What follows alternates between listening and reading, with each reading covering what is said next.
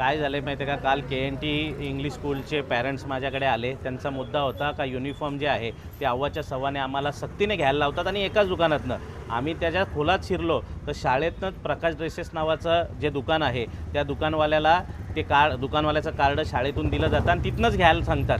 मुळात dress change करायची गरज नव्हती. तो यावेळेस अचानक ड्रेस चेंज केला आणि एक ड्रेस 2700 रुपयाला. 2-2, 3-3 पालक असतील त्यांनी काय करावं. ह्याच्यात आम्ही लक्ष देता देता अचानक एक गोष्ट आली की शैक्षणिक साहित्य जे आहे ते पण त्यांनी 4-4, 5-5 हजाराला विकलं. आता याच्यात बघा का इथे किंमत आहे 260 रुपये आणि वरती किंमत आहे 225 रुपये. त्या 225वर ब्लॅक हे लावलं स्टिकर आणि 260ने विकले, काही 300ने विकले.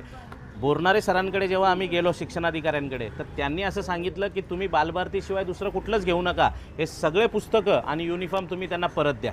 म्हणजे यांनी हा खुल्लमखुल्ला धंदा मांडलेला आहे. याच्यात जर तुम्ही पत्रकार बंधूंनो तुम्हाला विनंती आहे, तुम्ही जर खोलात गेले तर तुम्हाला असं समजेल. त्यांनी आता जे शाळेवाल्यांनी जे कागदं दिलेले आहेत कागदोपत्री त्याच्यात स्पष्ट याची बिलं जी शैक्षणिक साहित्याची बिलं जी आहेत ना ती शाळेच्या नावावर आलेली आहेत. त्याच्यामुळे बोरनारे सरांचं असं म्हणणं आहे की आम्ही मंगळवारी मान्यता रद्द करण्यासाठी, शाळेची मान्यता रद्द करण्यासाठी चर्नी रोडला उपशिक्षक संचालक यांच्याकडे पत्रव्यवहार करणार आहे.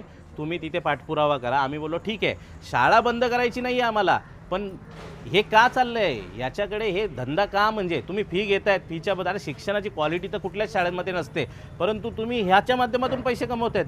दुकानवाल्याचं खुल्ला म्हणणं आहे की 800-1000 रुपये आम्हाला कट आहे शाळेवाल्याचा. अहो तुम्ही विचार करा, आज 1000 मुलं झाली, 10 लाख रुपये तर त्यालाच याच्यामार्गेच भेटले शाळेला. आमची भूमिका अशी आहे की मंगळवारपर्यंत आम्ही वाट बघणार आहे, कारण की मंगळवारी शिक्षणाधिकारी बोललेत की आम्ही तिथे चर्नी रोडला प्रस्ताव पाठवणार आहे आणि मंगळवार नंतर आम्ही तिकडे पाठपुरावा करणार आहे. माझं नाव नेहा तिवारी आहे. मी टिटवाळ्यावरून आली आणि आमच्या शाळेचं नाव KNT पब्लिक स्कूल आहे.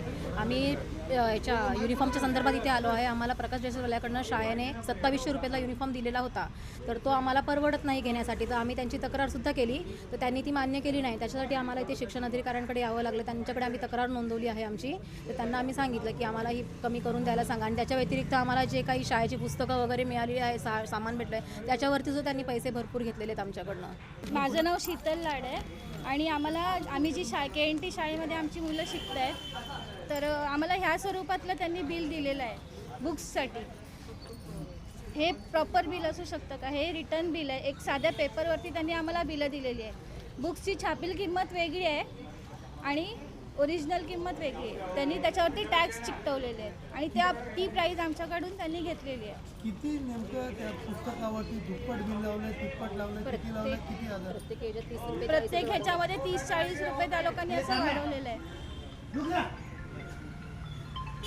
युनिफॉर्मचा इश्यू आहे शाळेकडून, प्लस बाकीच्या पण गैरसोयी आहेत. शाळेला ग्राउंड नाही आहे, फॅसिलिटीज खूप कमी आहेत शाळेकडून. शाळेमध्ये पंखे नाही आहेत मुलांना.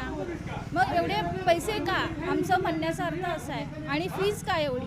जर तुम्ही फीज घेताय, तुम्ही टर्म फी घेताय, डबल 2दा घेताय टर्म फी, मग ते एवढे खर्च तुम्ही देताय, मग ते एवढे पैसे का?